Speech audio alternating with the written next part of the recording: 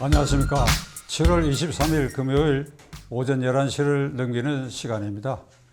김경수 경남지사에 대해서 어제 그저께 대법원이 징역 2년형을 확정하는 판결을 내린 이후에 여권 실세들의 그 반응이 이성을 잃은 것 같아요.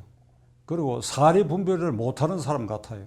우선 첫째 반응은 윤건영 문재인 대통령 국정상황실장을 지낸 윤건영 의원의 반응인데, 대통령이 이 일에 사과할 일이 있느냐? 말하자면 대통령이 무슨 잘못이 있느냐? 이 김경수 지사 사건과 관련해 가지고 터무니없는 주장들을 야권에서 하고 있다. 이게 첫째 반응이고, 뉴스공장의 김어준 씨 반응은 아주 해괴하다고 할 수 있습니다. 이 사람은 이 드루킹의 킹크랩으로 SNS를 어지럽히고 있다고 하는 것에 대해서 이게 철저히 조사를 해야 된다고 해서 이 문제 발단의 계기를 만든 사람인데, 이 판결을 보고는 어떻게 얘기하고 있느냐? 김경수 지사의 진실을 나는 믿는다. 이렇게 얘기를 하고 있어요. 진실을 믿는다. 그러니까 대법원 판결은 이 허구고 가짜다. 이제 이런 취지지요.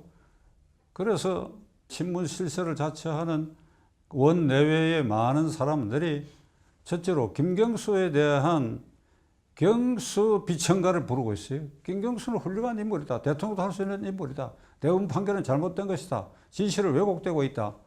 그 대법원을 나무라고. 그리고 한편으로 김경수를 띄우고 억울한 일을 당했다. 내가 그의 고통을 대신 해주고 싶다. 그렇게 말하는 사람까지 있을 지경인데, 누구 한 사람 이 사태에 대해서 대법원 판결을 겸허하게 받아들이고 우리가 반성해야 된다든지 하는 사람 한 사람도 없고, 문재인 대통령은 오늘까지 48시간 동안 침묵을 지키고 있습니다. 그 48시간 전에 할 말이 없다. 청와대는 나는 할 말이 없다. 48시간 동안 이 침묵을 지키고 있습니다. 나는 문재인 대통령과 김경수 지사를 옹호하고 대법원 판결을 비판하는 이 문정권 실세들에게 묻고자 합니다. 지금 4년여가 지난 사이에 이 나라 꼴이 어찌 되어 있습니까? 한마디로 너덜너덜한 나라를 그대들이 만들었고, 물론 그 책임은 문재인 대통령이고, 그 문재인 대통령의 그러한 통치에 대해서 방조하고 협력해갖고 이 나라 꼴이 이게 뭐합니까? 이게 완전히 쓰레기 더미처럼 만들어 버렸잖아요. 차마 이런 표현을 제가 안 하려고 했는데, 여러분 한번 돌아와 봐요. 스스로를 4년여 동안 무슨 일을 했는지. 경제정책 성공한 건 뭐가 있어요?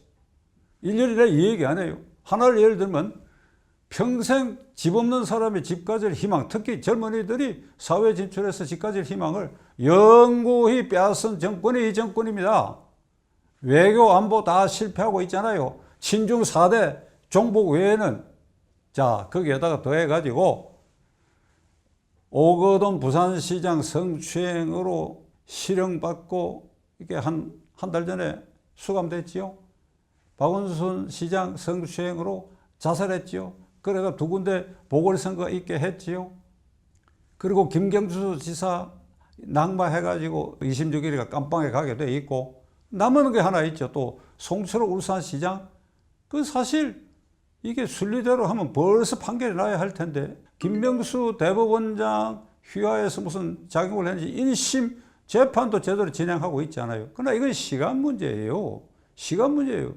그 사람도 결국은 사법 처리 당하고 말 것이고, 거기에는 문재인 대통령의 형사적 책임이 그 공소장에 이미 적시되어 있어요. 이게 무슨 꼴입니까? 이게 4개 광역단체장이 다 불미스러운 일로 깜빵에 가거나 깜빵에 가는 걸 예정되어 있고 자살하거나 이렇게 되어 있는 이 나라, 이렇게 너덜너덜한 나라에 대해서 이번에 이 김경수 지사 사건 판결을 본 그대들이 이런 식의 태도를 보이고 있느냐 이거야. 내년 3월 대통령 선거를 위해서 어떻게든지 정권을 잡기 위해서 말을 골라서 좋게만 한다 하더라도 역사와 국민 앞에 앞으로 어떤 책임을 그대들이 지려고 하는 것이냐 이 말입니다. 2012년 대통령 선거를 앞두고 이명박 정권 말기에 국가정보원이 국정원을 비판하는 댓글에 대해서 방어적 글을, 그것도 포털 사이트가 아닌 그 개별 사이트에 올라온 글에 대해서 방어적 댓글을 쓴 글에 대해서 그게 부분적으로 결과적으로는 박근혜 후보를 유리하게 한 거 아니냐 이래가지고 이른바 댓글 파동이 일어나고 그 당시 야당, 지금 민주당이 아주 극렬하게 문제를 제기해가지고 많은 사람들이 사법 처리 당했습니다. 그런데 그 규모는 첫째로 방어적이었다는 것과 이번에 드루킹이 김경수와 공모하고 한 댓글 조작 회수가 4,130만 건인데 1%도 미달하는 포털 사이트가 아닌 개별 사이트에 댓글 올린 거, 이걸 두고 당시 문재인 대통령이 뭐라고 얘기했느냐. 이 파동의 최대 수혜자는 박근혜 대통령이다. 그리고 시위가 곳곳에서 일어났어요.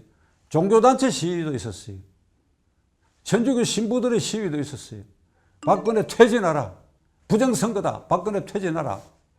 그래. 이번에 이 일을 거기에 비교한다. 그러면 그건 조족지혈이야. 세 발의 피고 동기나 과정도 그렇고 규모도 그렇고 질 양적 면에서 이거 비교할 수 없잖아요. 드루킹 일당, 김동원이 지휘하는 드루킹 일당들, 김경수 공모한 그 드루킹 일당들은 경공모라는 걸 만들고 경인선이라는 걸 만들어가 온 오프라인에서 2016년 10월 9일부터 이듬해 대통령 선거 직전까지 이런 엄청난 댓글과 오프라인에서도 노골적으로 이 선거운동을 했고 마지막에 민주당 대통령 후보를 결정하는 전당대회장에서 문재인 후보의 부인 김 여사가 경인선 가자 하는 게 이게 녹음된 것까지 알려지고 이와 같이 아주 철저하고 완벽하고 광폭적으로 미친 듯이 댓글 조작을 했는데 과거와 달리 무슨 금품을 살포하고 뭐 막걸리를 먹여하고 표를 매수하고 하는 그 시대가 아니고 SNS 시대에 이런 광폭적인 포털을 사용해서 4천만 건이 넘는 이런 댓글로 이 부정선거를 획책한 것, 이것은 이 대통령 선거 그 자체 그리고 문재인 당선이라는 그 자체가 원천 무효라고 하는 것을 이게 이번 대법원 판결이 웅변하고 있는 것입니다. 사리가 이렇게 분명한데도 불구하고 이 판결 후에 야권은 모기 소리를 내고 있어. 모기 소리.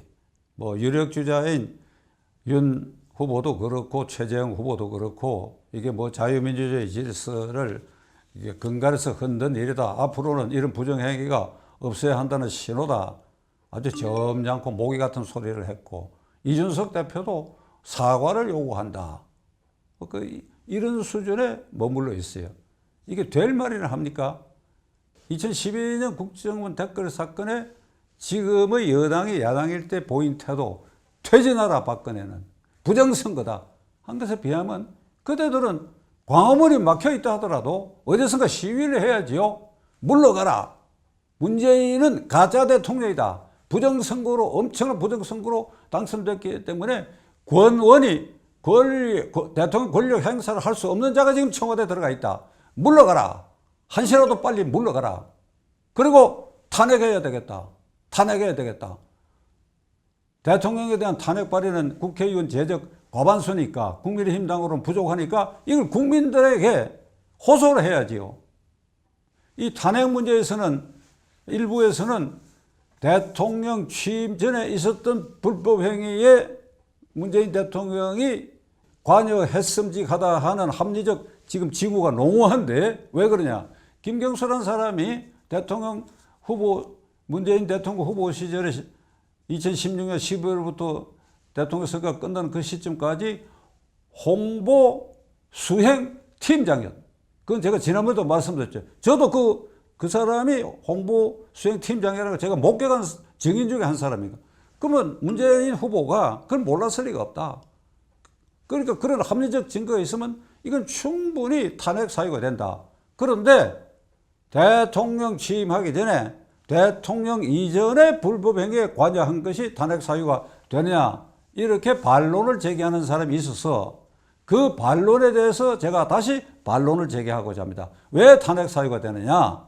부정선거로 헌법적 정당한 절차에 의하지 않고 당선된 대통령이 그 권한 행사에 처음부터 끝까지 헌법과 법률에 근거 없는 권한 행사를 했기 때문에 그건 헌법과 법률에 위배되는 것이니까 그 명백한 탄핵 사유가 되는 것입니다.